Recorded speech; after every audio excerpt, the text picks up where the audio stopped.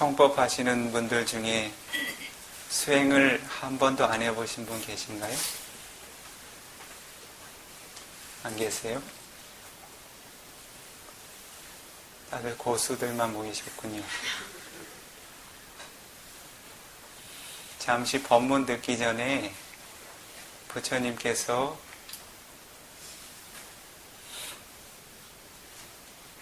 선정과 지혜 수행을 통해서 사빠뉴다 냐나라고 하는 일체지를 얻으시고 삼마 삼부다라고 하는 거룩하신 부다의 경지를 이루실 때 행하셨던 아나파나사티를 함께 수행해 보도록 하겠습니다. 그 부처님께서 수행하셨던 그 수행법을 바르게 전해받을 수 있고 우리들 또한 수행할 수 있다는 사실이 어떻게 여겨지세요? 기쁘지 않으세요? 부처님을 만나보고 싶으신 분 있으세요? 그러면은 헤아릴 수 없는 많은 생애들을 또 윤회를 하시면서 기다리셔야 될 텐데 자신 있으세요? 거듭 태어나고 다시 늙고 병들고 죽는 것들에 대해서 어떠세요? 자신 있으세요? 그렇게 오래 기다려서 만나고 싶으세요? 지금 당장 만나고 싶으세요? 그럼 부처님을 만들어 드려야 되겠네요?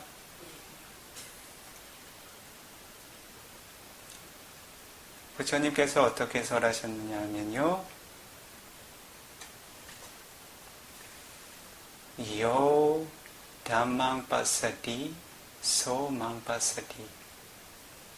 요 어떤 한 존재가 담망 법을 빠사티 본다 하면 소 그 존재는 망 빠사티 나 열애를 본 것과 같다. 부타라고 하는 존재는 그 부타께서 지니셨던 물질과 정신현상 그 오혼을 이야기하는 것이 아닙니다.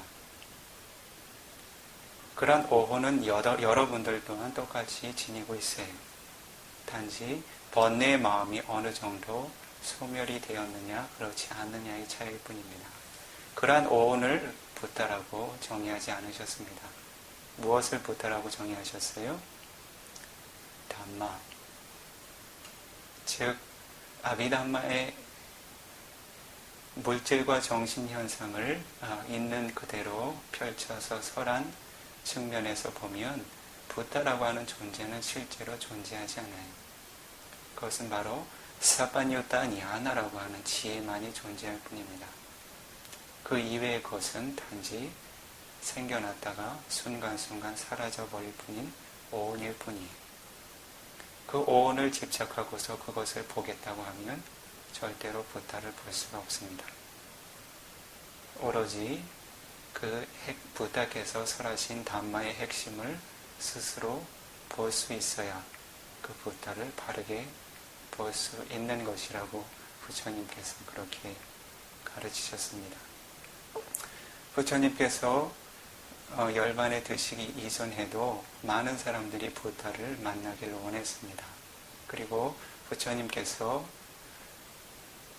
구시나라에서 반열반에 드시기 이전에 많은 비쿠들과 많은 사람들이 비통함에 잠겼습니다.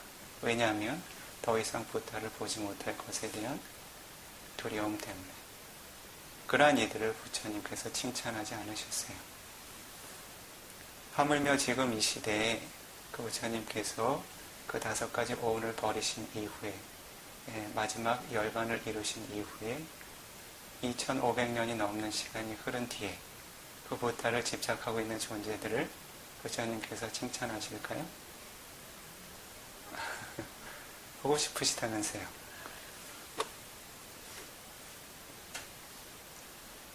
부처님의 말씀을 잘 귀 기울여 듣게 되면 부타를 볼 수 있는 방법을 스스로 알게 됩니다. 그래서 잠시 부처님께서 수행하셨던 담마를 잠시 함께 수행해 볼게요. 그러한 이후에 시간이 허락되는 대로 잠시 비쿠가 지닌 능력이 닿는 만큼 설법을 하도록 하겠습니다. 우선 아나파나사티를 할 때는요, 다른 수행도 마찬가지고요. 부처님께서는 보디팔랑가라고 하는 자세를 사용하셨어요. 요가 하시는 분들은 아실 겁니다. 아마. 무슨 자세였지? 연꽃 자세인가 잘 모르겠네요. 빠두마 아사나인가 잘 모르겠네요. 잊어버렸네요. 결과부자라고 해요.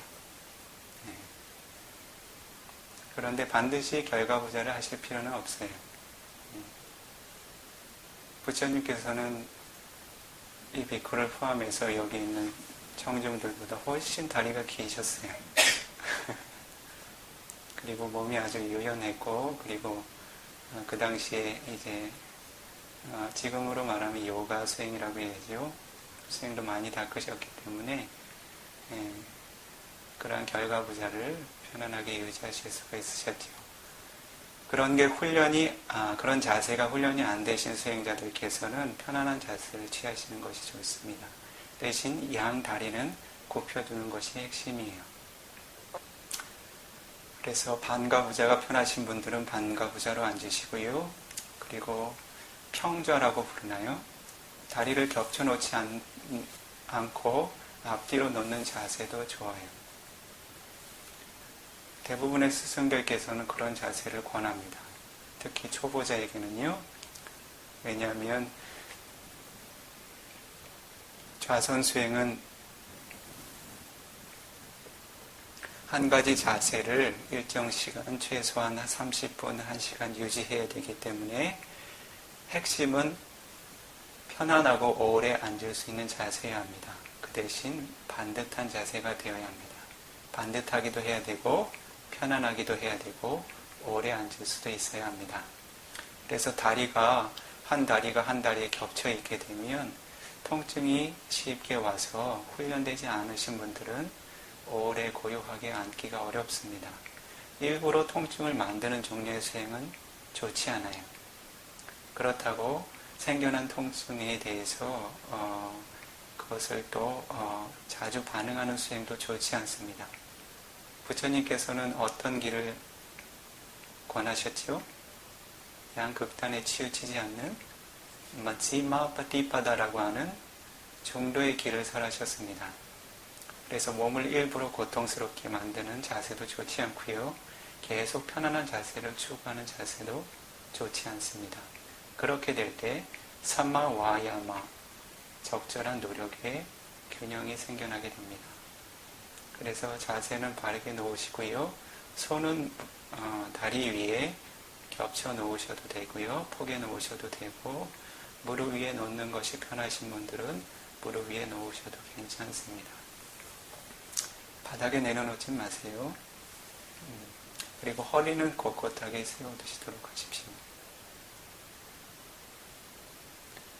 허리라고 하는 것은 저 엉치뼈부터 정수리까지 모두를 의미합니다.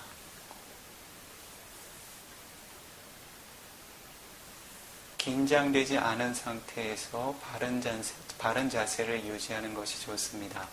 대부분 수행을 처음 시작하시는 분들이나 아니면 수행이 많이 익숙하지 않으신 분들은 자연스럽게 몸이 긴장이 됩니다. 몸이 뻣뻣해지게 돼요. 그러한 긴장이 적으면 적을수록 좋습니다. 없으면 없을수록 좋습니다. 긴장이 없고 바른 자세를 유지할 수 있으면 가장 좋습니다. 마치 옷걸이에 걸어둔 옷이 스스로 곧게 뻗어 있으려고 억지로 애쓰지 않는 것처럼 편안하게 몸이 세워져 있으면 좋습니다.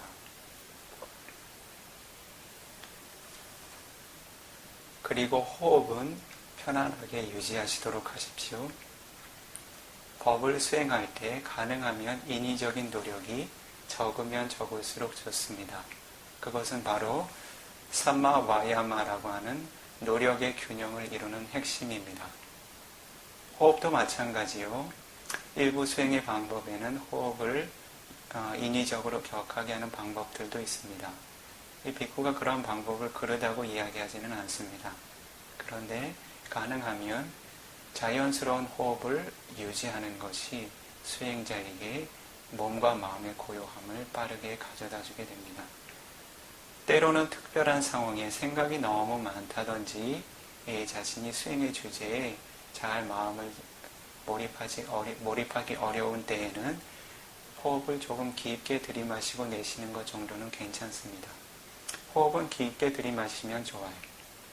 수행자가 호흡에 마음이 잘 머무르기 시작하면 호흡 스스로가 점점 고요해지고 그리고 섬세해집니다. 그래서 초반에 호흡을 약간 깊게 하는 것은 전혀 문제가 되지 않아요.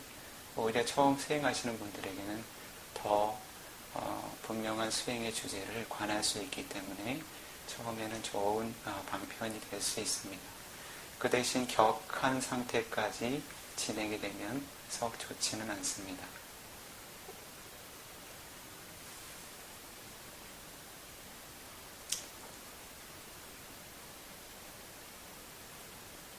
하나하나 부위를 이 비쿠가 짚어드리면 좋지만 그렇게 하면 시간이 좀 오래 걸리고요.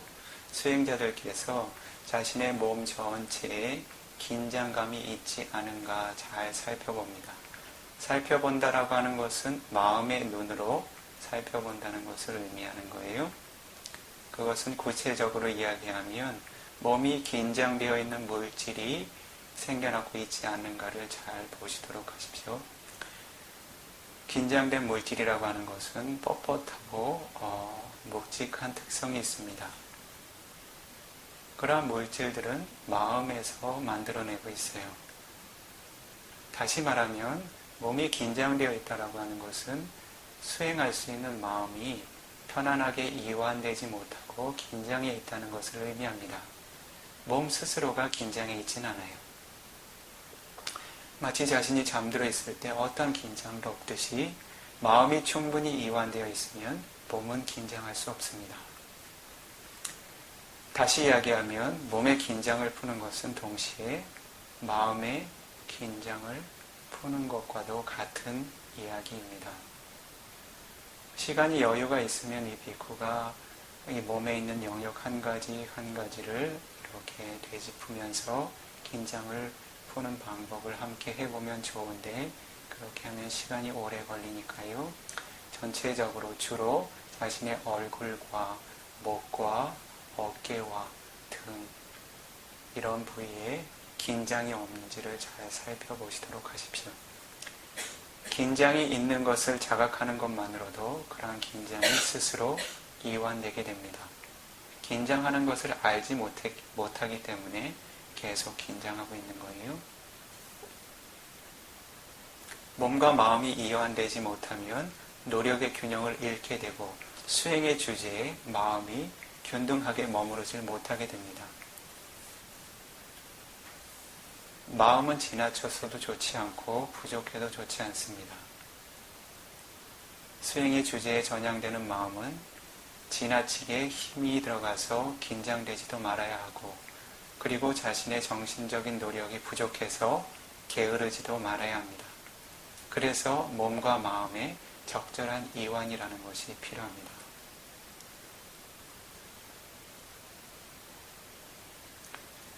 몸이 적절하게 이완이 되었으면 수행이라고 하는 것은 몸으로 하는 일이 아니라 실제로는 마음으로 하는 일입니다. 몸은 단지 그냥 내버려 두는 거예요. 마음도 실제로는 내버려 둡니다. 그 대신 그러한 몸과 마음을 주시할 수 있는 특별한 기능들을 조금씩 개발해 나가는 것입니다. 그것을 바로 위리야, 사띠, 사마디라고 하는 정학의 요소라고 합니다. 즉, 삼학, 8정도의 요소에서 정학의 요소 3가지를 우선은 개발해 나가는 일입니다. 마음이라고 하는 것은 간략하게 이야기하면 대상과 함께해서만 생겨나게 됩니다. 대상을 지니지 않는 마음은 생겨나지 않습니다. 즉 다시 말하면 마음이 생겨나면 반드시 한 가지 대상을 갖는다는 겁니다. 그것은 수행하는 마음이건 수행하지 않는 마음이건 똑같습니다. 수행하는 마음은 어떤 차이가 있느냐 하면 자신에게 모든 순간 생겨나는 마음들을 가능한 많은 순간 수행의 주제를 대상으로 삼도록 훈련해 주는 것입니다. 수행은 실제로는 어렵지 않아요. 훈련이 부족해서 수행이 어려운 것이지 수행 자체가 어려워서 어려운 것은 아닙니다. 자신이 마음을 어떻게 수행의 주제에 전향하는지, 어떻게 선업의 법적으로 마음을 전향하는지 잊고 산 지가 너무 오래되었기 때문에 항상 감각적인 욕망의 대상들, 가래의 대상들의 마음을 풀어놓았기 때문에 훈련이 되어 있지 않아서 그렇지 수행 자체가 어려워서 하지 못하는 그러한 종류의 것은 아닙니다.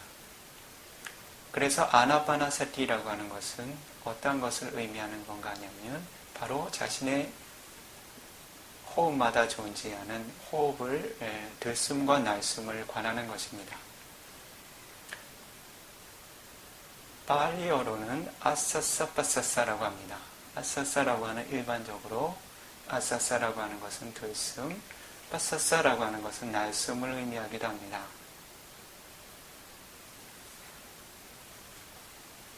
그렇다면 들숨과 날숨을 어디에서 관찰하는가?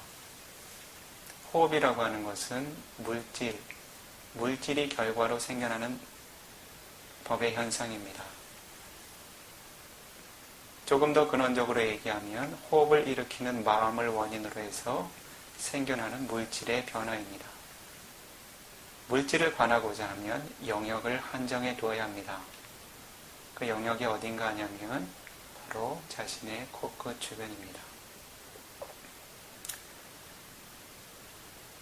코끝도 좋고 그리고 윗입술에 뭐라고 부르나?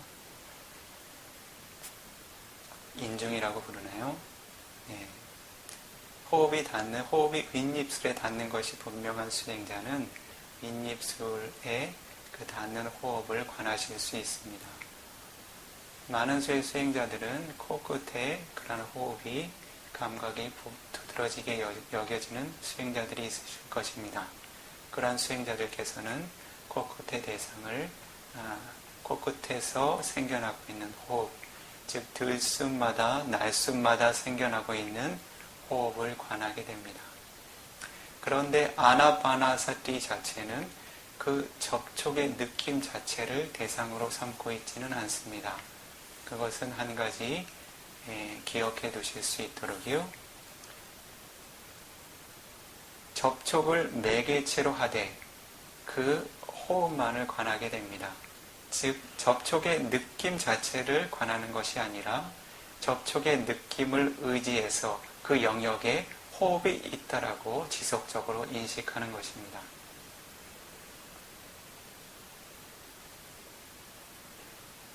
마음을 그 대상에 전향하기 어려운 수행자들은 들숨이 생길 때마다 들숨이라고 마음에 되뇌어도 좋습니다. 날숨이 생길 때마다 날숨이라고 되뇌어도 좋습니다. 그렇게 되뇌이지 않고 호흡에 마음이 잘 머무를 수 있는 수행자들은 자연스럽게 호흡에만 유지하셔도 좋습니다. 자, 이제는 수행자들께서 자신의 코끝 주변에서 생겨나고 있는 호흡에 마음을 잘 머무르도록 호흡의 대상이 마음이 거듭 전향되고 머무르도록 훈련해 봅니다.